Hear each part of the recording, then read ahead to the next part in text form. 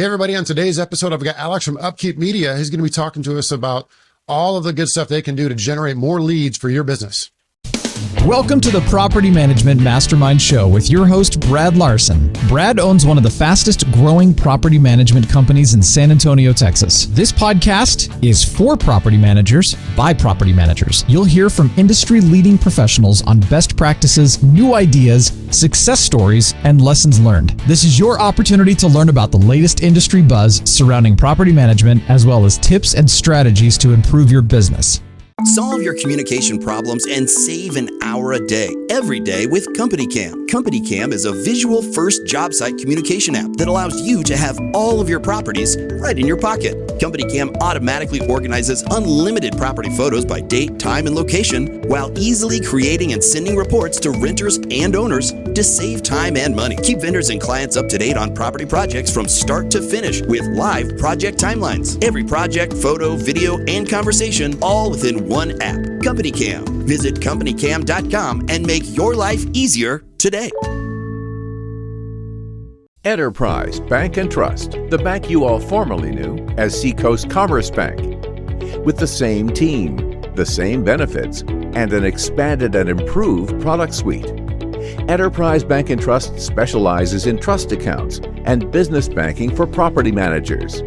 One of their best features is a cash analysis program where they can assist in paying your property management-related invoices. Contact Allison at 619-988-6708 to learn more. Welcome, everybody, to another edition of the Property Management Mastermind podcast. I'm your host, Brad Larson. Now, today's guest, I'm bringing on Alex from Upkeep Media.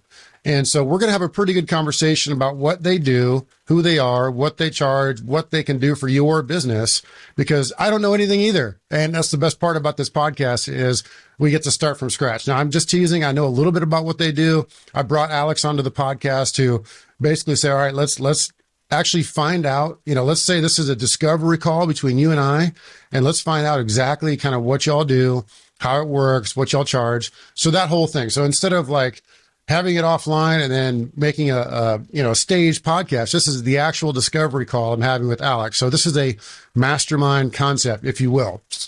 So without further ado, I'm going to bring on Alex. Alex, give us a few minutes of your time and tell us who you are. Hi, everyone. So I'm Alex. I'm the president at Upkeep Media. I'm also one of the co-founders. And we've been in business since 2015, basically focused on the property management industry. Our main focus ultimately is to generate more online leads for our clients. It's all about targeting owners, investors, even accidental landlords, all primarily based initially on search-based marketing. And then through that, we're able to build other traffic and marketing channels on top of it. So kind of always our first priority is to get the right people to the site in essence. That's a big deal. So we're going into 2023 and we know the downturn is here. And so we know this is our opportunity to shine. This is where accidental landlords come seek us out because they may not necessarily want to sell or can sell, or they just feel like it's a terrible time to sell. So whether that's right, wrong, or other, they're just going to look at the opportunities to rent more than they did 18 months ago, 2 years ago, when it was just, you could sell by, raising your hand in the grocery store and saying, I want to sell my home. And you have 2 offers that day. And so now it's a different landscape. And so this is where, you and I bumped into each other at the NARPM conference recently. I said, yeah, I've heard of you guys. We've talked a couple times, but now I think, okay, it's really getting to that point where we need to re-engage and find out more about what you do and get you all hired. So this is part of it. It's just like a discovery call. And so this is going to be focused on business development, getting new property management clients. Am I correct in saying that?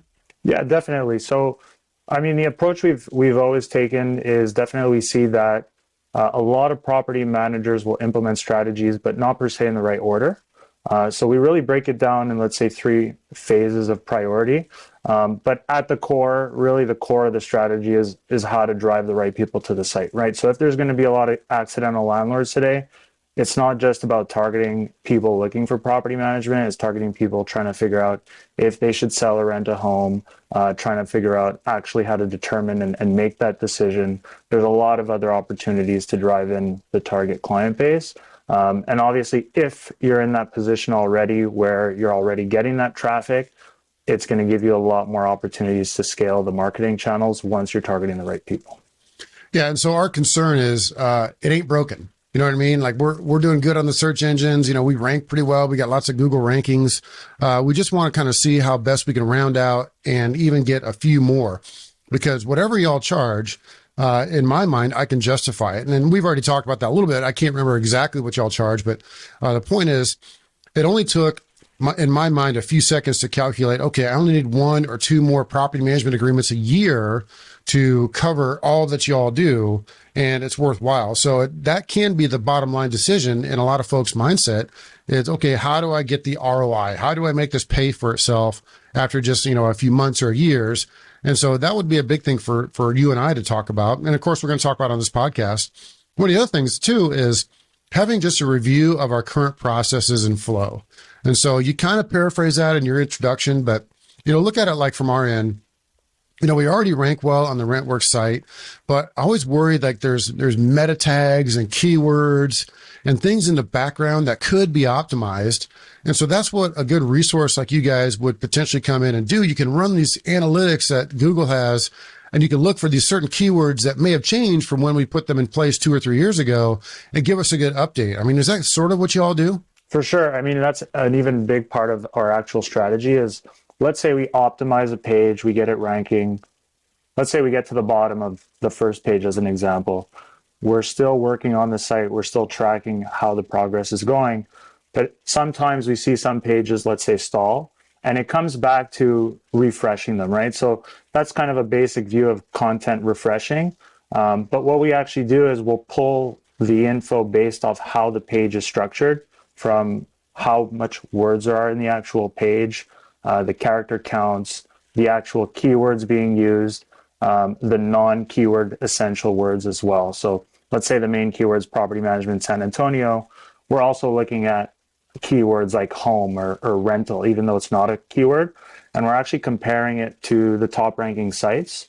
And based off density, our team will actually restructure the page and rewrite it. And that helps inch it forward, right? So there's always multiple strategies in terms of building supporting pages, links, and then re-optimizing the page. But you're just always trying to climb as high as possible and make incremental improvements because obviously it's a lot harder to inch forward as you get higher and higher because you're always going against more competitive players. But the higher we go, the more click-through rates we get. So it's actually the most lucrative. Yeah, great stuff. And that's always the bottom of the funnel. And I remember teasing Dave Borden about this when we were talking about property manager websites. He goes into all these analytical stuff. And I'm like, dude, I'm going to sleep right now. So whatever it is it much gooder? ?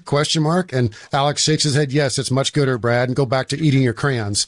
And so it's a funny thing because, you hear all about this jargon talk, and a lot of us as property managers, we don't get it. I mean, there's some that are really good at it, but at the end of the day, we want leads generated. We want opportunities to earn more business because I'm very excited to go into 2023. I know it's a rotten thing to root for a recession, but at the end of the day, we are poised as property managers. We've been bullied for the last 20 years where you have these big real estate agents. They always laugh and point at us. Ha, you guys are doing property management. You're dealing with toilets. And those big real estate agents are going to be washing cars and delivering pizza here in the next 6 months to a year. And so, when the downturn hits, they all freak out and they turn to property management. And this is where we get a leg up on that, is by hiring companies like you to make sure that we're captured in those search engines to garner that business and get that lead first. And so again, I was going back to the jargon, illegal jargon stuff. Again, one of the things I worry about is the keywords not being, correct. One of the other things on top of that is like old content.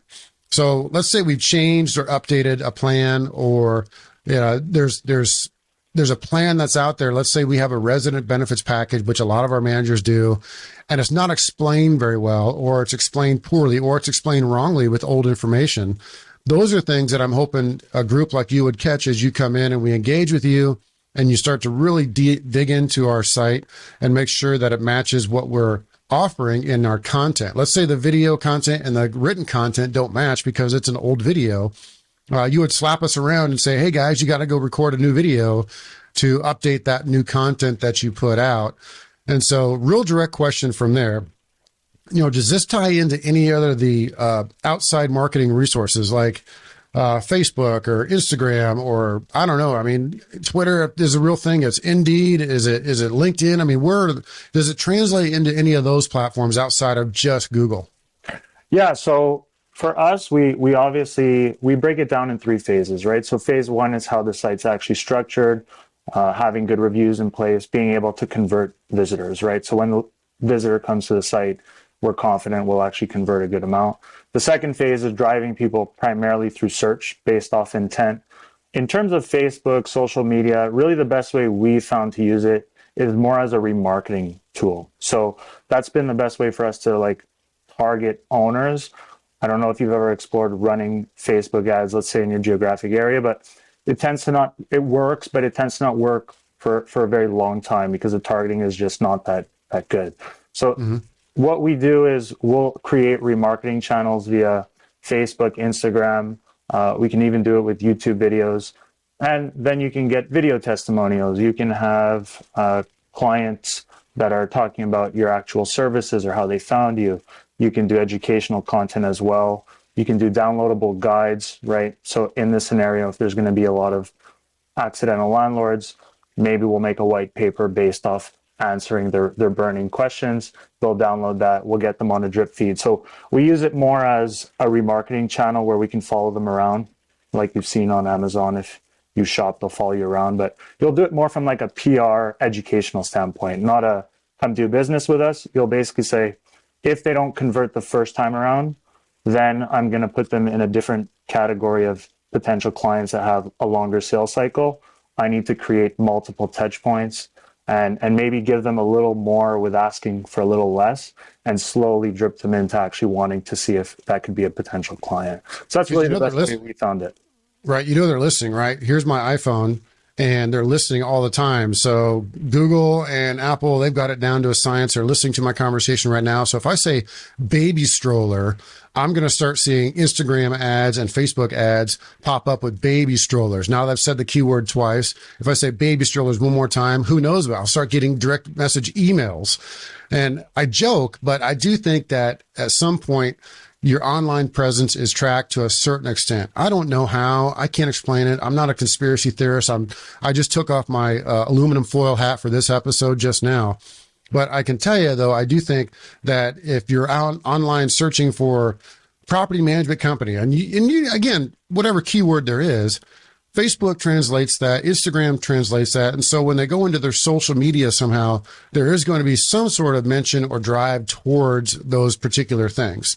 I know I'm getting out in left field a little bit, but I mean, you gotta back me up a little bit to say I'm sort of right, or do I need to just like go back to my book? No, I mean, Facebook and Instagram will track in different ways. Obviously, if you're going from their website to another website, they can track depending on how slow you scroll or what you click on. They're using certain demographics, when we used to be able to target. So they do have a lot of info on you for sure. The listening to you and the YouTube, yeah, it's semi-conspiracy, but to be honest, everybody in SEO actually has recorded this as actually being something that they've seen. So I don't think it's out of the blue. I do think to some degree it exists. There's a lot of people that have tried to run tests, but they get some kind of mixed information on that one. But you could be on something on that one. I've experienced it myself. See, I'm a conspiracy theorist, man. I can tell it. I can feel it. I come out of my underground bunker and I'm like, I can feel they're watching me. I'm just messing with you, Alex, but this is really good because this is why we would engage with a company like you, because that landscape is ever changing. We have to constantly refresh what we're doing there in content to make sure that we are seen on the social media platforms and more importantly on the Google, and making sure that we are in that top 3 of the pins if at all costs. Nothing. So you should talk to us a little bit about how the pins work on Google, because that's a really good topic. And I would love to hear your take on it. How that works with property management companies and getting ranked. Awesome. Okay. So there's a lot of factors. Obviously, the way I'll probably kind of go and explain, let's say the macro view of when Google looks at a site. Okay. The biggest thing is when they look at a site, if they're looking at property management, San Antonio results as an example, they're going to look at a bunch of factors, right? How long has that site been live? how many reviews are on the Google My Business, how active are the review generation, because that's a signal that you're an active business in the area. How much traffic is the site actually growing in traffic? Are people spending time on the site? Building links, these are all big factors. But the main thing I would think that is easier for property managers to take away, other than getting regular reviews, obviously, is when Google looks at, let's say, property management San Antonio, they're not only looking at that page alone and saying, is this what the individual wants? They're also looking at the rest of the site and saying, will this individual benefit from the rest of the site as a general rule? So really from us with working in all these different markets, we're always, whenever we take a client, we're looking at their rankings, we're comparing their keyword framework to all the keywords and topics we know within that market.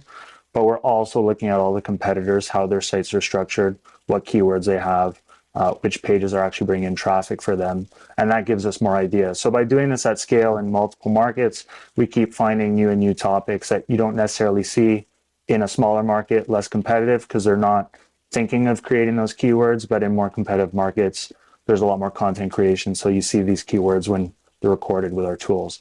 But so those that you're talking organic rankings too. Right now I'm talking organic. Yeah. Yeah. It's a two-headed monster there. We have the pins. And so from what I understand, you're going to help property management companies work on their online rankings in the pins, which is reviews, correct? And so the reviews drive those pins, at least in my understanding. And if I'm wrong, please correct me, but you're going to help people capture good reviews, because it's one thing to go around and ask people, okay, leave me a review. It's another thing to have a system set up to where it makes it easy for them.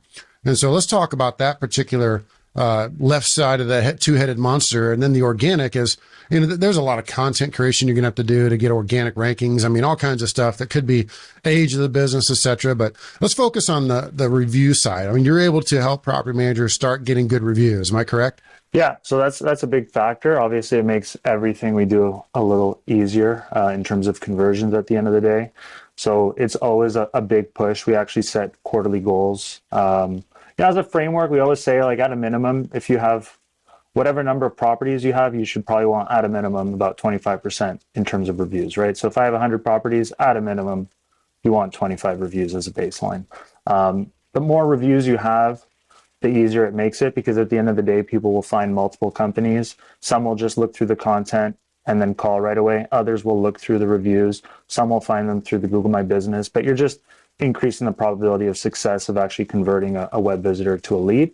But in terms of how we get reviews, it's kind of two main ways. One is we call our Band-Aid approach. We use software like most. You'll go out, you'll ask for a review. If they choose 3 stars or below, you'll ask for a feedback and you'll send them to a contact form. 4 or 5 star, we'll deem that good. We'll lead them to Google My Business. If they don't have a Gmail, we'll lead them to Facebook, right? These are the two we have the most control over. That's a Band-Aid approach. It kind of works because we're doing that. We're going to send it out quarterly. You're not going to always send it to the same people at the end of the day.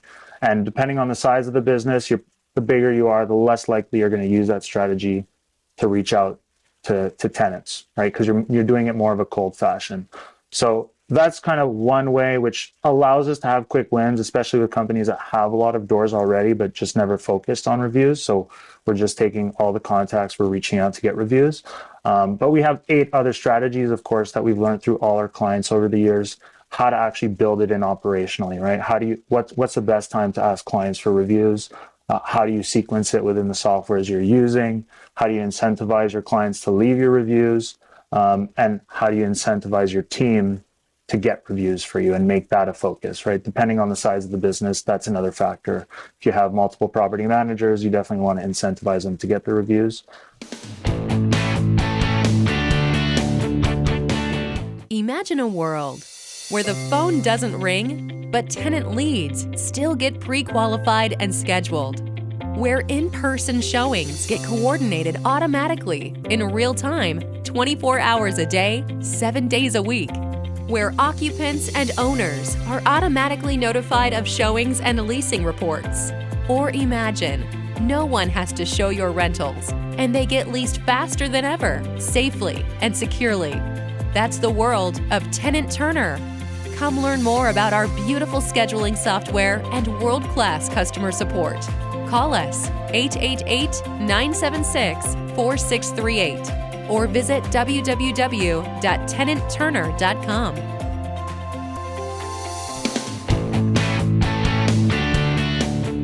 Yeah, so you mentioned something that really, the keyword you buzzed me on was you had 8 other things. And so it sounds like you have a numbered marketing plan. And that really got me going, because when we go and present to an owner that is looking to hiring us for management, we actually have a written marketing plan. And as basic as it sounds, having a written marketing plan and putting that in front of a particular owner will help you get business. Now, I'm not saying you're trying to get my business necessarily, but you have a plan, and that's always a good thing.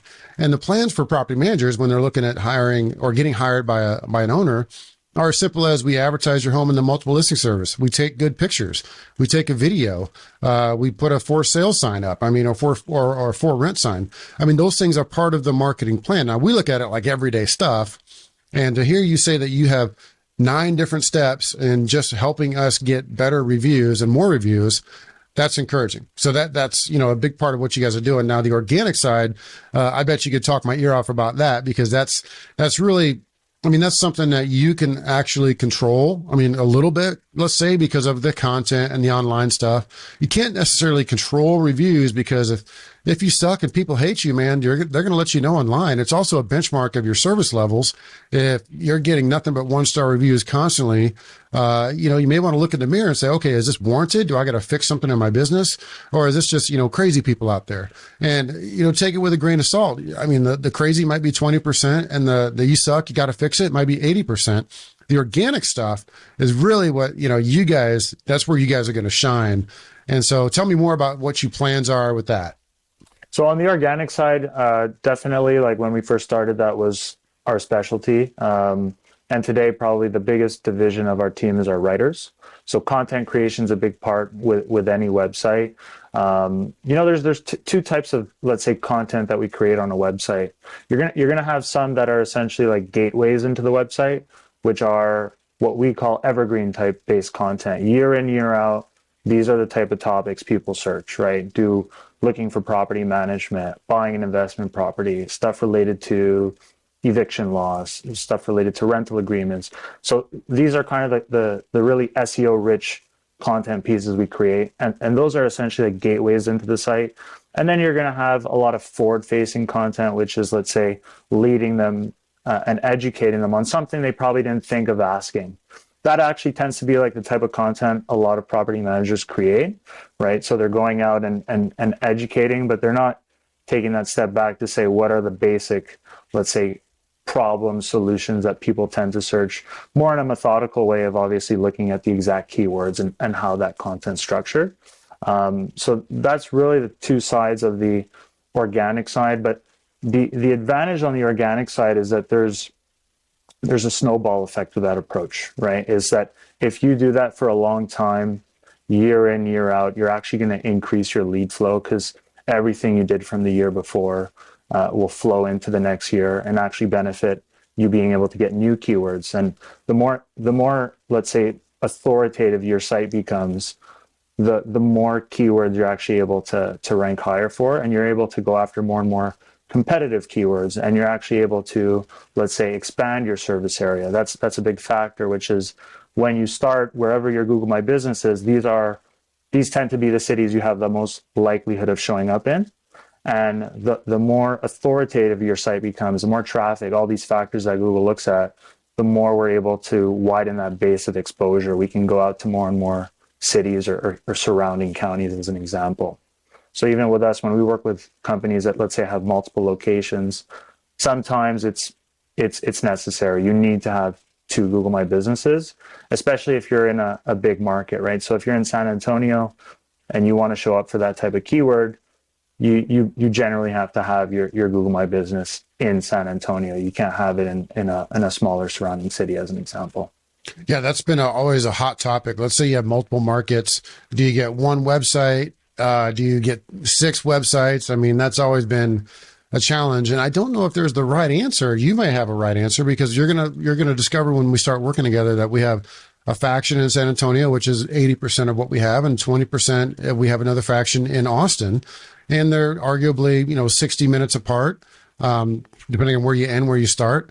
And so they're so close, but they're so different, but they're growing into each other as well. So we actually cover the entire corridor, and there's all these little towns in between Austin and San Antonio, like New Braunfels and San Marcos and et cetera, et cetera. There's all that's going to be covered in our keyword website as far as, the location searches. So you'll find that challenge. You're going to be like, okay, great. We're opening a can of worms that is going to be kind of tough, but we'll figure it out. Now, the tough question. Okay. Glad you're sitting down. Give us the pricing. Pricing. Well, it will depend on the market as a general rule. For, let's say, the majority of our clients, they're probably paying between $1,400 to $2,000. It will really depend on the size of the market, and it will depend on how many service areas they do and how competitive that market is. So on the organic side, a lot of it comes down to there's certain things that are standard, and a lot of it's going to be based off like deliverables. So if you're doing a huge market and it's competitive, we generally have to create a lot more content, right? So that's a big factor when it comes to pricing. And obviously, when we're going and doing outreach and link building, which is we're getting the site sourced on other sites, essentially, there's content creation on that side as well from our team. So depending on the size of the market and how many inputs we have to do, that's what tends to be the main determinant of the cost, essentially. But roughly, that's what it should be around. Fair enough. I can see justifying that pretty quick. Again, you get one. So in my head, that would be one new management agreement every other month. So let's say I got 6 more in a year. 4, I could argue 4, one every quarter. I could totally see where that could come into play. So what's the best way to reach you guys? Best way would be to just go to our website, in all honesty, upkeepmedia.com. We have a big button on the right side that says start here. We offer a free growth marketing session. So ultimately, we want to do this with anyone and everyone. It's really to show you what we actually do, but more from an educational standpoint. And we'll actually look at your market. We'll show you competitors using these actual strategies, and we'll look at your company website as well, because we're using that also as a framework to understand where you're situated. And then we're also going to have questions based off your business. What do you make on an average client, right? We're looking to determine client lifetime value. We're trying to look at your previous growth as well. We're trying to look at what you've historically done in marketing and what's your average cost per acquisition, your closing rates. All these things give us a little more information to see if we would be a right fit. And at the same time, we're doing an initial view of your actual market. But this way, they walk away with a lot of useful information no matter what. And we give them a framework of thinking about what should you actually focus on next. Sometimes it's not the marketing side. Some companies have to get a better website first. They have to get better reviews. They have to add a little more doors before they actually become a good fit for us as well. Good question there on the ADA compliance stuff with websites.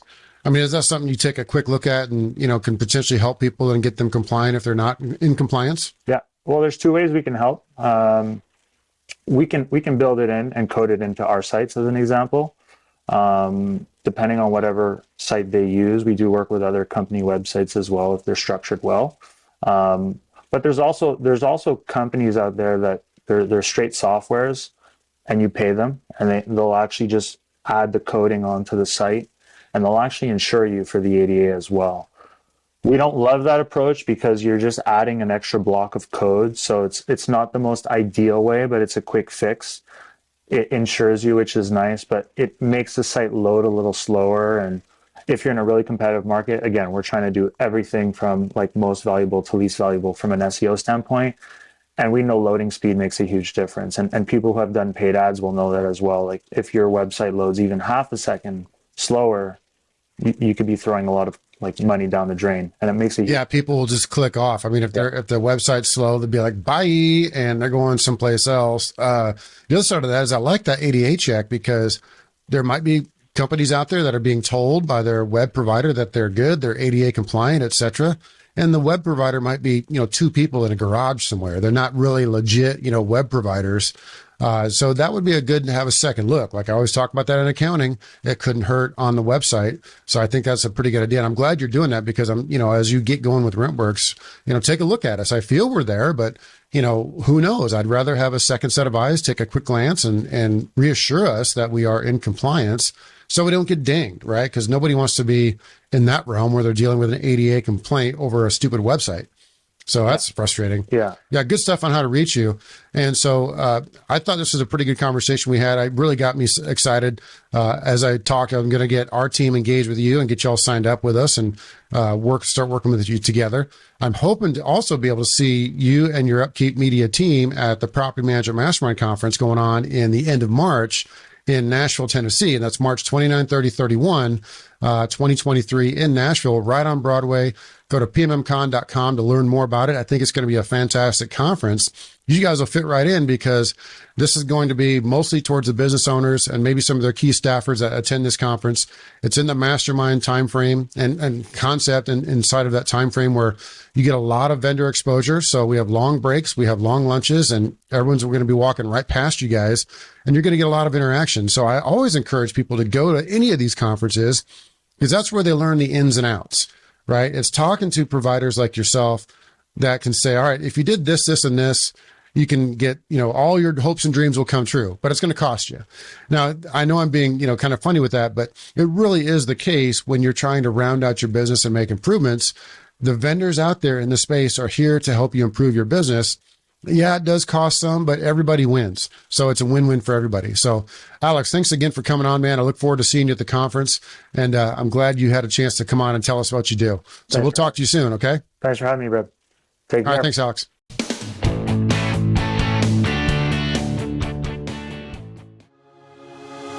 Pest Share, a pest control amenity for your resident benefits program, starting at just $5 per door. You can give your residents the pest control coverage they need. Pest Share will even pay for the expensive infestations like bedbugs and cockroaches. And the debate over who pays for pest control, while Pest Share turns an expense into added revenue.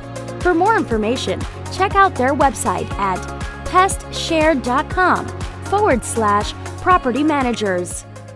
This has been a podcast episode by PropertyManagementProductions.com. Be sure to subscribe to our podcast, leave us feedback, and come back for our next episode.